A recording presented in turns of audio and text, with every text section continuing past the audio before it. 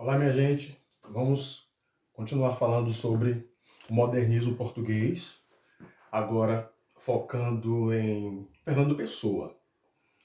E nós temos uma das personalidades mais significativas do modernismo em Portugal. Fernando Pessoa é uma grande personalidade literária. Na verdade, nós temos várias personalidades literárias associadas a este grande autor.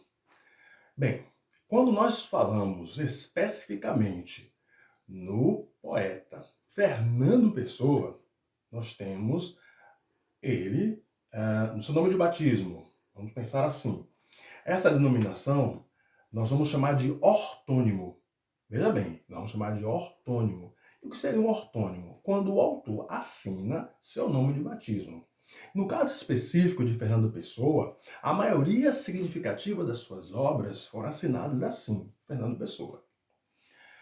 Os versos famosos de Fernando Pessoa ecoam as nações, mas existem aqueles que são bem emblemáticos. Em autopsicografia, ele diz que o poeta é um fingidor.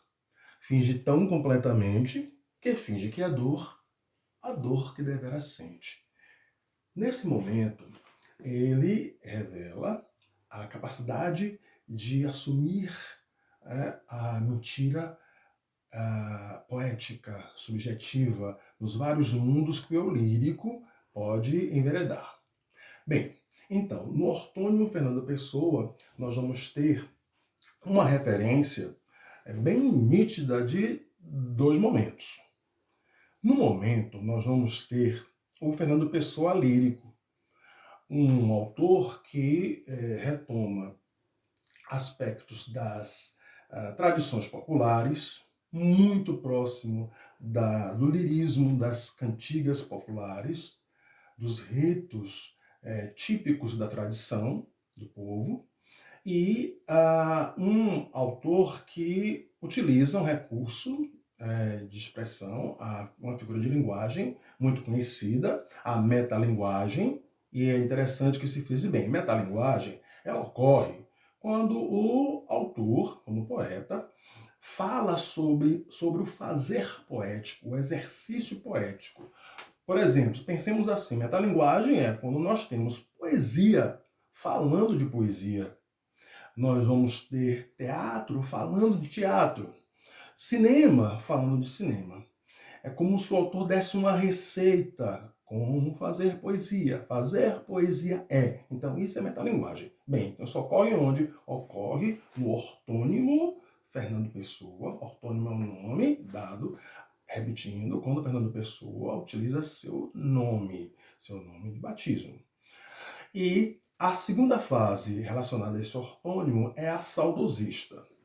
Nesse momento, no saudosismo, ele busca no tempo, uma época, tá? Nessa relação, nessa busca, vamos chamar isso de evasão, e ele, nesse sentido, ele faz uma revisitação da história. Por exemplo, quando ele faz o uso do sebastianismo, que é um recurso muito comum nos poetas modernistas do início, né, da eclosão desse movimento. Bom, agora, quando Fernando Pessoa não se refere ao Fernando Pessoa, ele utiliza a referência a 4 personalidades.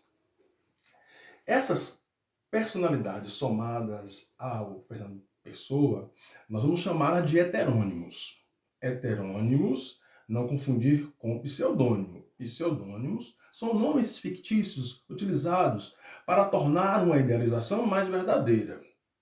O heterônimo são personalidades, tá, que se completam. Elas são referências de um ser humano completo, mas são seres diferentes, mas todos atrelados. Todos representam os elos, tá, de uma corrente. O primeiro elo, Alberto Caeiro, Álvaro de Campos, Ricardo Reis e Bernardo Soares. Alberto Caeiro é o heterônimo que dá significado aos outros heterônimos. É como se ele representasse um mestre dos heterônimos. E cada um tem referências bem significativas. Ricardo Alberto Caeiro é o questionador. É aquele que mostra que a visão de Deus, a visão de Cristo, está muito associada à materialidade.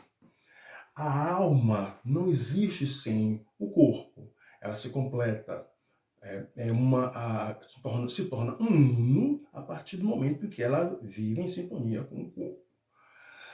Na caracterização do espaço bucólico, esse heterônimo encontra uma referência muito significativa. E ele vê a natureza como um espaço capaz de tornar o homem, trazer o homem ao equilíbrio. Já Ricardo Reis é a personalidade, é o heterônimo frio. É aquele que faz referência à fugacidade das coisas do mundo, já traduzida em outros momentos na poesia, por exemplo, de Gregório de Matos, quando ele fala das instabilidades das coisas do mundo. Bem, nesse momento, os poetas árcades também, nesse momento ele trata da efemeridade das coisas do mundo. Ele fala da necessidade de aproveitar o dia, uma referência ao carpe diem, referência à postura dos antigos clássicos. Bem, nesse momento, ele aproxima o homem das suas sensações, numa relação até sinestésica, da ideia de que há uma correspondência entre os sentidos.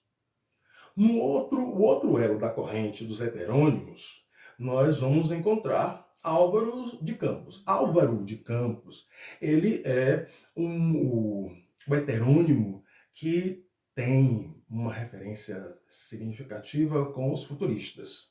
A agressividade, o soco, a bofetada, aquela expressão de modernidade tão requerida pelos futuristas, pelas vanguardas, pelos ismos, que buscavam uma revolução, o apelo à vida moderna e, acima de tudo, o nervosismo e a intempestuosidade.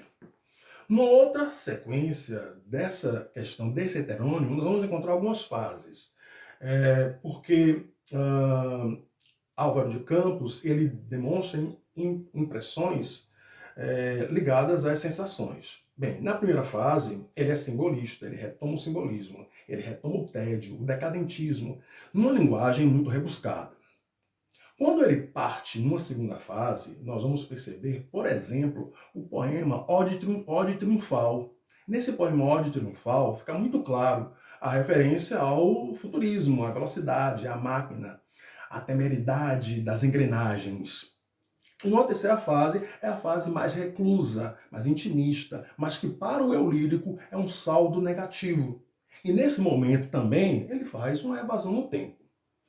E numa relação com os heterônimos, ele tende a se mostrar um pouco mais fraco.